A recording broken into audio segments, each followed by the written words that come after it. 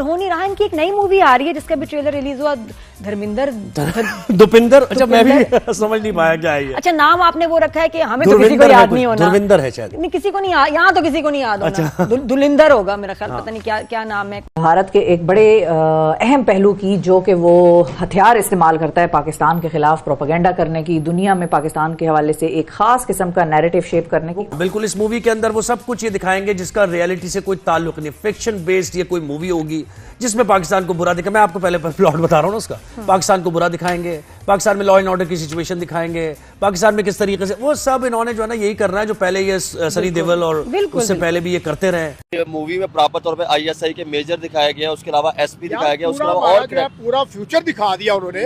मैंने देखा वीडियो के अंदर लियारी की जो सिचुएशन थी वो दिखाई, चड्डे भी बीच में थे। तो अब इसके साथ इस ट्रेलर को देखने के बाद इस तो पाकिस्तानी जो फिल्म मेकर्स उनके लिए भी एक टिप्पणी ये है कि भाईजान कि हमारी कहानियाँ ये इंडियंस जो फिल्म प्रोड्यूसर एंड डायरेक्टर सुना रहे हैं, उसकी वजह क्या है?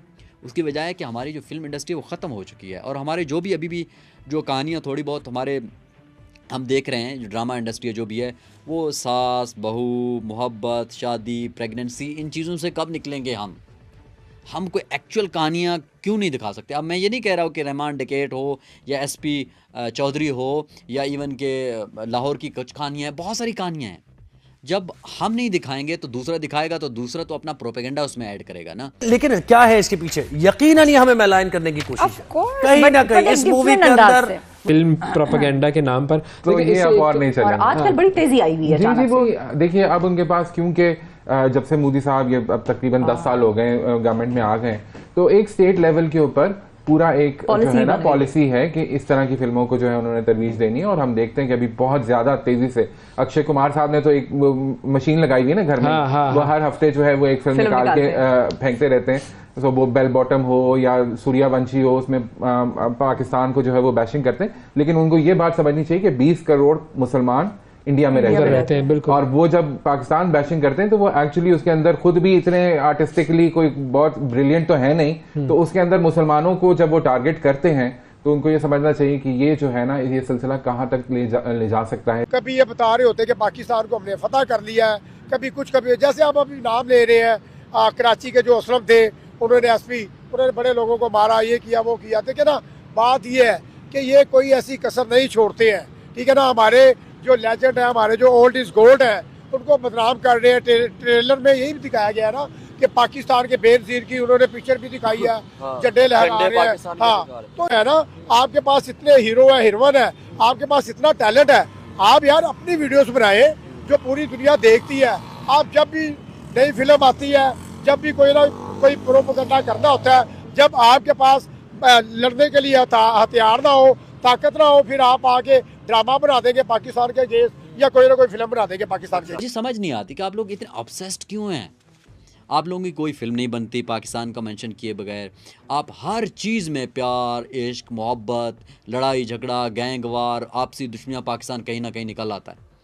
तो मुझे तो एक तो ये तो इससे साबित हुआ कि आप लोगों के पास अपनी कोई कहानी बची नहीं है और अब आप एक अंटाई पाकिस्तान, जो पाकिस्तान के खिलाफ एक जहरीला मवाद है, वो आप शेयर कर रहे हैं। जय हिंद दोस्तों, नमस्कार दोस्तों। जब से धुरंधर का ट्रेलर आया है तब से पाकिस्तानी बौखलाए हुए हैं और कह रहे हैं कि भारत ने एक और फिल्म पाकिस्तान के खिलाफ बना दी है। इस फिल्म का ट्रेलर देखकर पाकिस्तान मीडिया ने मोदी, आरएसएस और हिंदुत्व का राग अलापना शुरू कर दिया है। पाक मीडिया कह रही है कि भारतीय फिल्में पाकिस्तान को एक आतंकवादी मुल्क दिखाती है और ये सब मोदी, आरएसएस, हिंदुत्व का एजेंडा चल रहा है। पाकिस्तानी कह रहे हैं कि इस फिल्म में भारत के जासूस पाकिस्तान में घुसकर पाकिस्तानियों को मार रहे हैं। पाकिस्तानी अपने लोगों पर फिल्म क्यों नहीं बनाते हैं? हमें भी ऐसी फिल्म बनानी चाहिए। दोस्तों, मैं इन पाकिस्तानियों से कहना चाहता हूं कि पाकिस्तान के पास बनाने के लिए और दिखाने के लिए कुछ भी नहीं है। इन पाकियों की भाषा से लेकर वेशभूषा तक, खाने से लेकर पानी तक सब कुछ हमारा है और ये हमारा ही इस्तेमाल कर रहे हैं। यहाँ तक कि पाकिस्तान की जमीन भी हमारी थी जो हमने इन पर रहम करके सन 47 में भीख के रूप में दे दी थी। तो फिर ये पाकिस्तानी 71 में अपने 93,000 सैनिकों की पतलूनों को दिखाएंगे या ऑपरेशन सिंदूर में तबाह हुए हवाई अड्डों को और मारे गए आतंकवादियों को? चलो पाकिस्तानियों, टीटीपी के ऊपर फिल्म बना के देख लो, लेकिन टीटीपी भी रोजाना पाकिस्तानी सैनिकों को ठोक रही है। अंदर में वो अजीत डोभाल का किरदार निभा रहे हैं। अजीत डोभाल कौन है, जरा इस पर गौर करें। अजीत डोभाल वो हैं जिन्होंने पाकिस्तान में न जाने कितने जासूस भेजे पाकिस्तान की बर्बादी के लिए। वो दिन रात कोशिशें करें। आपको पता है अजीत डोभाल न जाने कब के रिटायर हो चुके होते, लेकिन वो अपनी जॉब का समझ लें कि तीसरा टेन्योर पूरा करें। उनकी रिटायरमेंट न जाने कितने साल पहले हो चुकी होनी थी, लेकिन पाकिस्तान के खिलाफ प्रोपेगेंडे करने, पाकिस्तान को खराब बर्बाद करने के लिए वो दिन रात मेहनत कर रहे हैं, इसलिए उनको रिटायरमेंट नहीं मिल रही। और ये इंडिया की तारीख में पहली बार हो रहा है। और इनका ओहदा क्या है, ये करते क्या है? ये इंडियन नेशनल सिक्योरिटी एडवाइजर है और इन्होंने पाकिस्तान के खिलाफ इतने बड़े बड़े कारनामे किए हैं, इंडिया की नजर में इतने अच्छे काम किए हैं कि इनको रिटायरमेंट नहीं मिलनी चाहिए। 1947 में ये दोनों मुल्क एक साथ आजाद हुए थे, एक साथ अलग हुए थे, उसके बावजूद वो हमारे बारे में इतना तक नहीं जानते कि हम सर पे टोपी नहीं पहनते, हमारे यहाँ सुरमा नहीं लगाया जाता। तो ये जो आप गेटअप और ये किरदार हमारे पाकिस्तानियों के दिखा रहे होते हैं, माजरत के साथ ये अफगानिस्तान के किरदार हैं जो कि आजकल आपके बहुत अच्छे दोस्त का कैरेक्टर प्ले कर रहे हैं। तो माजरत के साथ ये जो फिल्में आप बना रहे हैं वो पाकिस्तानियों के बारे में नहीं है, वो अफगानियों के बारे में है। अगर हमारे बारे में आप लोगों को फिल्में बनानी है तो उससे पहले जरूरी है कि आप हमारे बारे में जानें, हमारे बारे में रिसर्च वर्क करें। आप लोग जब यहाँ आते हैं तो इतने डरे हुए सहमे हुए होते हैं कि आप हमारे दरमियान घुल मिल भी नहीं पाते। हम लोग अगर इंडिया जाते हैं तो हमें पूरा आप लोगों के बारे में सब पता है। इवन बॉलीवुड फिल्मों से हमें आपके बारे में सब पता लग चुका है, लेकिन बदकिस्मती से आपको हमारे बारे में कुछ भी नहीं पता। अवाम है वो इन फिल्म्स को बाय कर रही है या नहीं? देखिए, इंडियन अवाम कौन है? जिस तरह मैंने कहा 20 करोड़ मुसलमान तो इस वक्त बैक फुट पे हैं वहां पर इंडिया में, और वो तो बेचारे, और बाकी माइनॉरिटीज का भी बुरा हाल है, बाकी माइनॉरिटीज का भी बुरा हाल है। और जो जिंगोइज्म उन्होंने इस वक्त अपने अवाम को जिस तरह चार्ज किया है मोदी साहब ने अपने पॉलिटिकल गेम्स के लिए, ऑफ कोर्स, तो उसके अंदर वो आप क्या एक्सपेक्ट करते हैं? लेकिन मुझे ये लगता है कि साउथ तो शायद साउथ ऑफ इंडिया तो बिल्कुल इसमें शामिल नहीं है। ठीक है, वो तो नहीं है। हाँ। वो नहीं है। ये नॉर्थ की कहानी है। हाँ। यूपी, गुजरात, नॉर्थ, यहाँ पे ये जो है ना, ये पॉलिटिक्स बेची जाती है।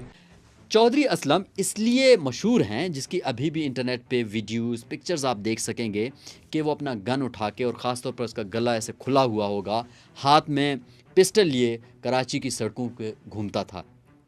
और उसके ऊपर कई मर्तबा अटैक्स हुए हैं, उनके ऑफिस के ऊपर अटैक हुए, उसके काफ़िले के ऊपर अटैक हुए, लेकिन हर दफ़ा चौधरी असलम बच निकले। कि 2014 में उनको एक खुद को दहशतगर्दाना हमले में शहीद कर दिया गया, उनके 2 साथियों समेत। अब इंडियन इस फिल्म में चौधरी असलम को कैसे पेश करेंगे वो तो फिल्म देखने के बाद ही पता चलेगा।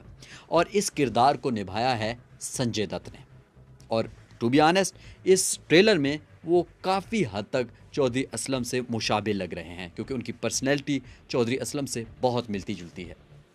अब बात करते हैं रहमान डकैत की।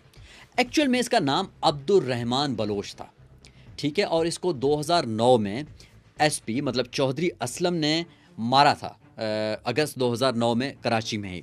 तो ये लियारी गैंगवार के एक सरकर्दा रहनुमा थे, और ये इस लिहाज से अपने गैंग्स के हवाले से गैंग वार्स में एक बहुत मशहूर नाम रहे हैं, जो कराची की तारीख जो लोगों ने पढ़ी है उस हवाले से। अब इसका जो किरदार कर रहे हैं वो है अक्षय खन्ना, एक शानदार एक्टर है, उनका मैंने जितना काम देखा है बहुत अच्छा है। लेकिन लेट्स सी अब वो इस रहमान डकैत को किस अंदाज में पेश करते हैं। अब जो तीसरा है जी, लियारी को पेश किया गया।